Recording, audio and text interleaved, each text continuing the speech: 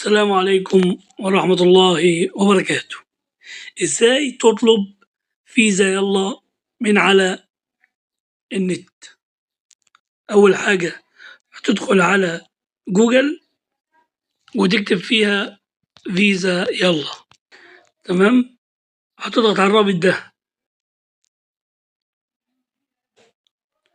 وتيجي على احصل على بطاقة يلا، هتكتب اسمك بالكامل هنا، وبعدين هتكتب البريد الإلكتروني،